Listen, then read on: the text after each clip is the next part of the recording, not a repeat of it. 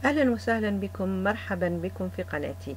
Ravi de vous retrouver pour vous présenter un nouveau cours de grammaire arabe. Darsun fi al-nahw al-arabi adad 21.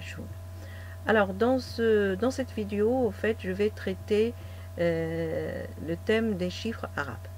En fait, ce thème, je l'ai déjà abordé dans deux vidéos précédentes. C'était les vidéos numéro 4 et numéro 5. Que vous pouvez trouver dans la barre d'infos. En fait, je l'avais traité au niveau du thème du vocabulaire. Mais cette fois, je vais le traiter au niveau du thème grammatical. En fait, au niveau grammatical, pourquoi? Parce qu'effectivement, quand on utilise les nombres dans une phrase, il y a un accord qui va se faire au niveau du genre et au niveau de la déclinaison. Donc c'est pour ça je traite ce thème et je vais le traiter en deux parties, dans deux vidéos différentes, parce qu'effectivement il y a beaucoup de règles à connaître et ce sont des règles qui peuvent s'appliquer pour pour les différents chiffres. Donc c'est pourquoi aussi j'ai divisé les chiffres en groupes, et on va voir dans chaque groupe il y a des règles à connaître et à appliquer. Alors donc je vais d'abord commencer par rappeler la différence entre les différentes catégories de nombres. Ensuite, à l'issue de la vidéo, je donnerai un petit exercice d'application à la demande de certains abonnés qui voulaient avoir des petites applications à la fin du cours.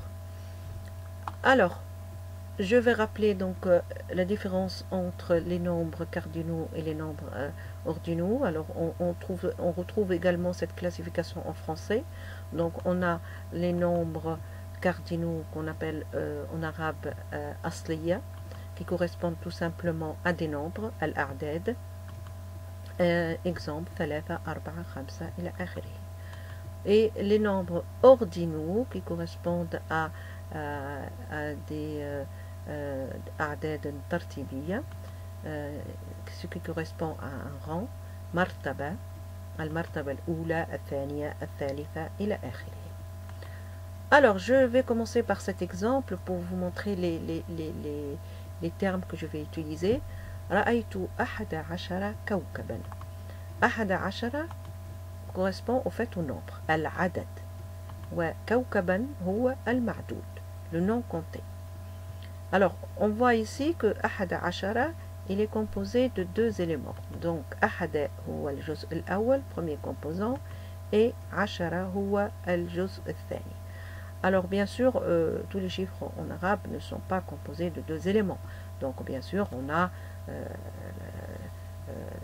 des chiffres qui sont composés d'un seul élément, et d'autres qui sont composés de deux. Alors commençons par le premier groupe. Les nombres 1 et 2. Al-a'dad 1 wa 2. رجل واحد, امرأة واحدة, رجلان اثنان وامرأتان اثنتان. Alors, on remarque d'abord que le chiffre, donc ici, se trouve, le nombre donc se trouve après le non compté. Donc le non compté, al-ma'doud, ici, c'est rajulun. Wa al-adad huwa wahid. Donc c'est valable pour les quatre exemples. Alors ensuite, on voit que rajulun qui est un nom masculin, wahidun également c'est masculin, imra'atun féminin, wahidatun il y a un terme marbouta féminin, rajulani il est au duel masculin, ithnani il est au duel masculin, imra'atani duel féminin, ithnatani au duel féminin. Donc on voit qu'il y a un accord en genre au niveau du non compté et du nombre. Alors juste pour ouvrir une parenthèse et dire que cette forme de ithnatani ou ithnani, donc en fait ce sont des formes qui sont rarement employées en arabe, puisque les terminaisons du nom compté donnent cette signification. D'accord? Même chose pour wahidun wa wahidatun. Donc quand on dit rajulun donc ça se comprend qu'il s'agit d'une seule personne. Quand je dis kitabun, ça se comprend également qu'il s'agit d'un seul objet. Ok, donc c'est rarement utilisé. Alors, donc on peut dire que les chiffres 1 et 2, al-a'dad wahid wa ithnan, se placent après le nom compté, al-ma'doud. Ils s'accordent donc en genre avec le nom. هذا رجل واحد. قابلت امرأة واحدة. وجاء رجلان اثنان. ورأيت طفلتين اثنتين. Donc on voit ici que toujours le nom compté il se place avant le nom, avant le nombre, et que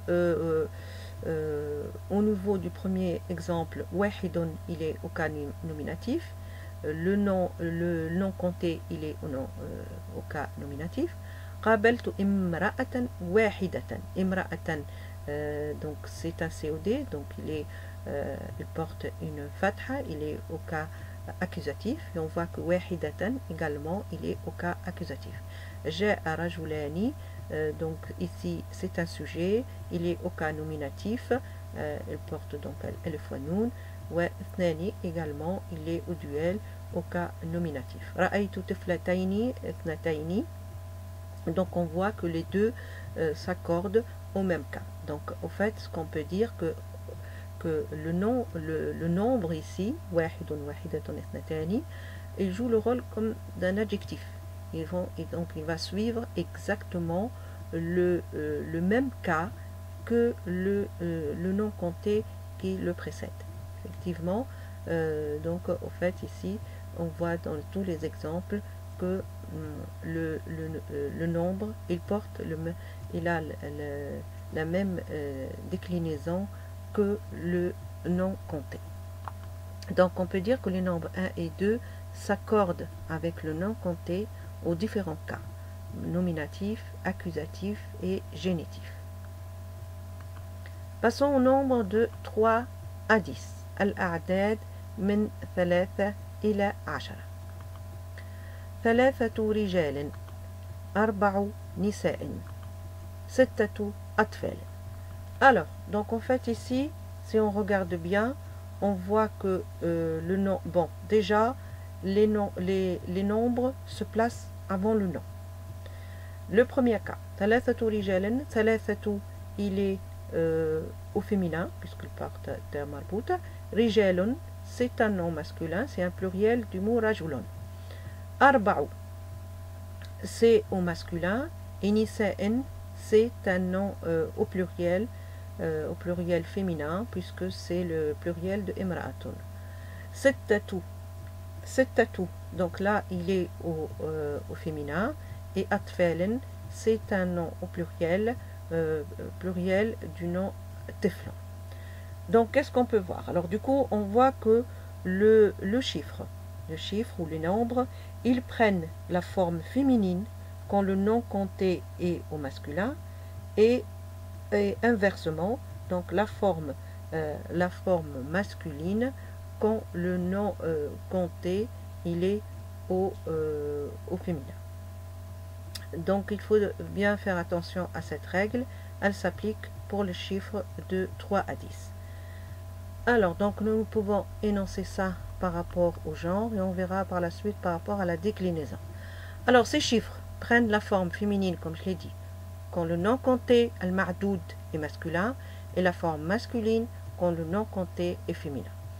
Et il se place toujours devant le nom compté. On passe à la déclinaison. يتكلم 3 طلاب. قابلت 6 نساء. وفريق من 10 ممرضات. Alors, يتكلم 3 طلاب. Alors, يتكلم 3. Donc, 3, ici, on voit qu'il porte une dhamma, et il est au cas nominatif, et il constitue le sujet. Donc, en fait, il a ici pris la place du sujet dans cette phrase. Il a pris la déclinaison du sujet dans la phrase. Et on voit que Tullabin, lui, il est au pluriel, il est au cas génitif. Deuxième exemple. قابلت 6 نساء. Alors 6, donc ici on voit qu'il y a une fatha, donc ici il s'agit donc du COD, hein, il joue le rôle du COD, et nisa'en qui est le nom compté, al-ma'doud, il est au pluriel également, et il porte, il est au cas génitif, il porte une kasra. فريق من 10 ممرضات, donc ici on a une situation de jar ou majrour. ممرضات, il est également au pluriel, et au pluriel au cas génitif. Donc on voit bien que lorsqu'on a les nombres qui vont de 3 à 10, il y a un accord au niveau du nom compté, donc un accord au niveau de la déclinaison, donc au niveau des cas, et le nom compté, lui, il est au pluriel au cas génitif. Donc les nombres de 3 à 10 peuvent être mis à tous les cas, mais le nom compté qui les succède est toujours au cas génitif pluriel. Donc deuxième règle à connaître. Passons au nombre de 11 à 19. الأعداد من 11 إلى 19. Alors dans ces chiffres-là, je vais présenter deux parties. La première partie, je vais parler d'abord des chiffres 11 et 12, et après de 13 à 19. Alors commençons par les chiffres 11 et 12. 11 أو 12 ولدا. 11 أو 12 بنتا. 11 ou 12 filles. Alors, déjà, on voit que pour ces chiffres-là, les chiffres 11 et 12, ils sont composés de deux éléments. Hein? Et on voit qu'il y a un accord au niveau du genre pour le chiffre 11 et le chiffre 12. Donc, 11 ولدا, 12 ولدا, donc là, 10 il est au masculin, ahada il est au masculin, puisque le nom compté ici, c'est un nom masculin. Et vous remarquez que le nom masculin, alors il vient juste après les nombres, il est, enfin le nom il est masculin, il est au singulier. Alors, 11, donc on voit que pour le 12 également, il y a un accord, puisque le nom compté al-ma'doud ici, et il est au féminin. Donc effectivement, les deux composants, hein, le chiffre 1 et le chiffre 2 pour les deux nombres, donc s'accordent, ainsi que la dizaine. Ashara, donc on dit ashara pour waladan, ou ashrata pour féminin. Donc on peut énoncer cette règle. Les deux composants s'accordent en genre avec le nom compté, et ils sont suivis d'un nom à l'accusatif singulier. Donc effectivement le nom compté, il est à l'accusatif singulier, ismun mufradun mansoubun. Alors on va voir maintenant la déclinaison, mais la déclinaison par rapport principalement au chiffre 12. Alors pour le chiffre 12, on a kharaja 12 tabiban wa ra'aytu 12 tabiban. Donc en fait, pour la déclinaison, le chiffre 11, il ne change pas. Donc en fait, il est indéclinable. Alors que pour le chiffre 12, on a principalement le chiffre 2. Donc en fait, le chiffre 2 doit respecter la règle du duel. Et il se décline en prenant donc l'alif wa noun au cas nominatif, comme dans le premier exemple. Alors, ethna ashara, mais étant donné qu'on est dans une situation d'annexion, on enlève le noun. Donc on dit ethna ashara, alors que normalement on doit dire ethnani ashara. Mais bon, c'est une situation d'annexion, il devient lourd à dire, donc du coup on enlève ce noun. Ra'aytu ethnatay ashara tabiban. Donc là aussi, dans cette situation de déclinaison, c'est ashara qui reste indéclinable, mais ethnatay, normalement ethnatayni, on devait avoir un noun également. Donc là, on voit qu'il est au cas accusatif et du coup, il est décliné. Il est décliné et on a supprimé un noun également puisqu'on est dans une situation d'annexion. Alors, pour résumer, donc on peut dire que dans le nombre 12, le chiffre 2 doit respecter la règle du duel. Il se décline donc en prenant la marque Elif wa Noun au cas nominatif et Ya wa Noun au cas accusatif et génitif. Alors le cas accusatif et génitif, on l'appelle aussi les cas obliques. On les regroupe dans cette expression cas oblique. Avec suppression du noun du duel annexé. Donc je répète. Pour la déclinaison, le nombre 11 est indéclinable. Alors que le nombre 12, il est déclinable, mais c'est surtout pour le premier chiffre, pour le premier composant, pour le chiffre 2, puisque ce chiffre 2, il doit respecter la règle du duel dans toutes les situations du cas, avec le cas nominatif, accusatif et génitif, et en plus la suppression du noun, puisqu'on est dans une situation d'annexion. Alors, on passe maintenant aux chiffres de 13 à 19. Je prends quelques exemples. 15 بنتا 14 ولدا. Alors, dans l'exemple en français, j'ai gardé 15 garçons, mais bon, ça ne change rien. Alors, donc au fait ici, on a deux éléments, deux composants. Alors, vous remarquez que dans ces deux composants, on va retrouver au fait la règle des chiffres de 3 à 9. C'est-à-dire que pour le premier composant, il y aura une situation où le nombre compté il est au cas masculin si le non compté il est au féminin et inversement. D'accord? Et le deuxième composant, lui, il va s'accorder avec le nom. Donc il va s'accorder avec le nom. C'est pour ça, dans le premier exemple, on a khamsa ashrate, ashrate, donc il est au féminin, alors que khamsa, il est au masculin, puisque le nom compté, il est féminin. D'accord? Donc je répète, on a deux éléments qui sont composés donc du nombre des unités et nombre des dizaines.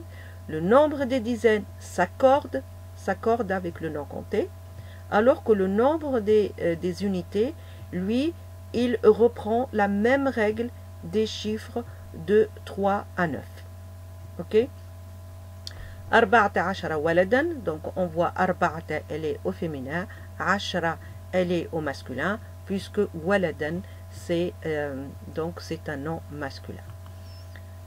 Alors donc on peut dire le premier composant l'unité doit être au genre opposé du non compté, alors que le second composant qui est la dizaine doit s'accorder en genre avec le non compté. Passons à la déclinaison. جاء 13 رجلا لقيت 15 امرأة. Alors ici, donc vous remarquez que les nombres 13 dans le premier exemple, ils portent une fatha. Pourquoi? Parce qu'au fait, il est indéclinable. Donc au fait, les nombres de 13 à 19, ils sont indéclinables et ils portent une fatha. Ensuite, le non compté, il est toujours au masculin et au cas accusatif. Laqitu 15 imra'atan. Donc on voit que khamsa, là aussi il porte une fatha. Donc les deux composants sont indéclinables, ils portent une fatha, et le non compté, comme pour le premier exemple, il est également au singulier et il porte toujours le cas accusatif. Donc voilà pour la déclinaison. Alors il faut faire attention. Donc les deux composants de ces nombres prennent toujours la marque du fatha et sont indéclinables. Donc vous remarquez que j'ai mis cette fois du nombre de 11 à 19, puisque 11 il est inclus dans cette règle, pas le 12. Pas le 12, rappelez-vous, le 12, le chiffre 2, lui, il est déclinable. Donc, deuxième remarque, les noms comptés, il est à l'accusatif singulier. Voilà, donc là, on va faire un petit résumé pour se rappeler ce que nous avons vu jusqu'à maintenant. Alors, les nombres, al-a'dad, wahid wa ithnan, s'accordent en genre et s'accordent en cas. Pour le chiffre de 3 à 10, ils prennent la forme féminine comme le nom est masculin et la forme masculine quand le nom est féminin. Ils se déclinent et prennent tous les cas dans le cas de la déclinaison. On passe les chiffres 11 et 12 et s'accordent en genre. Le chiffre 12 est indéclinable, mais pas le 12. Les chiffres de 13 de 13 ila 19, le premier composant, il suit la règle des nombres de 3 à 10, et le deuxième composant, il s'accorde en genre. Donc les chiffres de 13 à 19, ils sont indéclinables, ils portent la fatha à tous les cas. Alors, passons maintenant à un tamrin, exercice. Accordez les noms comptés au nombre en mettant les nombres au cas nominatif. Donc en fait ici, pour faciliter l'exercice, on va mettre les nombres au cas nominatif. Alors, premier exemple, Madinatun thalatha, 3 villes. Donc on dit thalathu mudun. Donc en fait ici, on est dans le cas, les chiffres entre 3 et 9. Donc 3 et 9, donc on prend l'inverse du genre du nom compté. Madinatun, c'est au féminin. Le pluriel, c'est mudunun, mudunin. Hein. Thalathu, donc du coup, on met thalathu au masculin. Et mudunun, rappelez-vous, le nom compté doit être au pluriel et au cas génitif. Kitabun, khamsata ashara. Donc, khamsata ashara kitaban. Donc, en fait, ici, on est dans le cas de chiffres entre 11 et 19. Khamsata ashara, donc du coup, c'est un nombre indéclinable, donc on va mettre le fatha pour les deux déjà. Khamsata, donc il va être le nom kitab, c'est un nom masculin, donc du coup, le premier composant va être au féminin. Ashara, puisque kitab est masculin, donc ashara, il est également au masculin. Donc khamsata ashara kitaban, et kitaban, le nom compté ici, al-ma'doud, il est au singulier et il est au cas accusatif. Alors, haqibatun, deux valises. Donc, haqibatani, donc en fait ici on est au cas du duel. Hein, du coup, on peut utiliser haqibatani, ithnatani ou haqibatani, puisque j'avais dit que ithnatani c'est très rarement utilisé. La'ibatun, ithnata ashara. Ithnata ashrata la'ibatan. Donc en fait ici, on est dans le cas des chiffres 11 et 12. Alors rappelez-vous, on a dit que le chiffre 2, dans la situation de duel, donc il s'accorde, alors que il s'accorde dans les deux, donc les deux, le premier composant et le deuxième. La'ibatun, donc c'est au féminin, et ithnata asharata, donc là on enlève un nun, donc on ne dit pas ithnatani asharata, donc on enlève un nun et ça devient ithnata asharata la'ibata. Et le deuxième, le ashara, lui, il s'accorde avec le nom compté. 11 soldats. Ahada ashara jundiyan. Alors, ahada ashara, donc en fait ici, ahada, c'est donc il y a un accord au niveau du genre. Jundiyan, c'est masculin, donc on dit ahada. Ashara, donc ça s'accorde également. Les deux composants s'accordent. Et il est en revanche indéclinable, puisque ici, du 11 à 19, les chiffres sont indéclinables. Donc les deux, ils portent une fatha, et جنديا, il est au cas accusatif. Voilà, شكرا لكم على المشاهدة وإلى اللقاء.